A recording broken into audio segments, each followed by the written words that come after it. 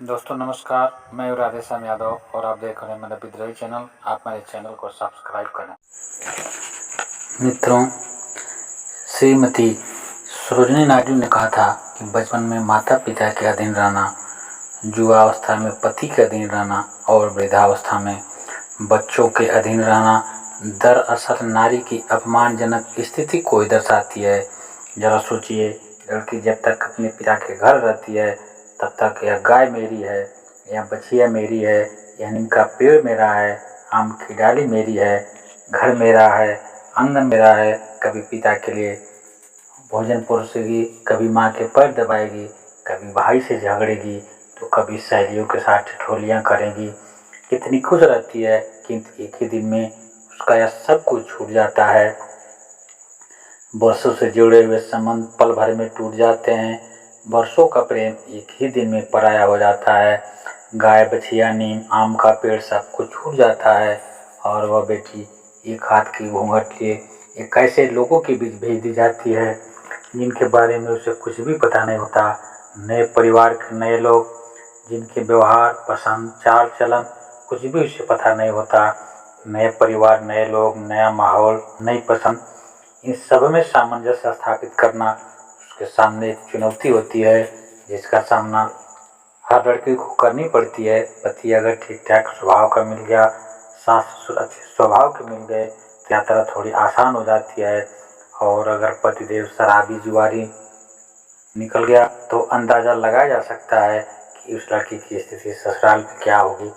ससुराल में ससुराल वाले उसके साथ क्या व्यवहार करेंगे, आप सोच सकते हैं। और पति के साथ अगर कोई घटना दुर्घटना हो गई तो उस लड़की की क्या स्थिति होती है, यह किसी से छिपी नहीं है। किंतु ऐसी स्थिति में भी अगर उस लड़की के पास शिक्षा है, उसके पास क्वालिटी है तो वह पूरी दुनिया से लड़ सकती है। ऐसी परिस्थितियों में शिक्षा उसके लिए एक मजबूत स्तंभ होता है। शिक्षा के बल पर वह पूरी दुनिया से टक्कर ले सकती है।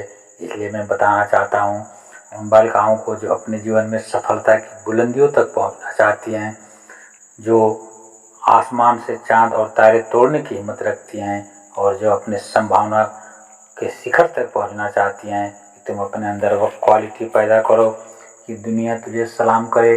तुम सफलता की उन ऊंचाइयों को छूने का हौसला रखो जहाँ पहुँचने के बाद सफलता शब्द भी बौना लगने लगता है। तुम ऐसा कर सकती हो, तुम्हारे अंदर वह क्षमता विद्यमान है और संभावना मौजूद है, क्योंकि सृष्टि ने तुम्हारे भीतर यह क्षमता देकर ही भेजा है।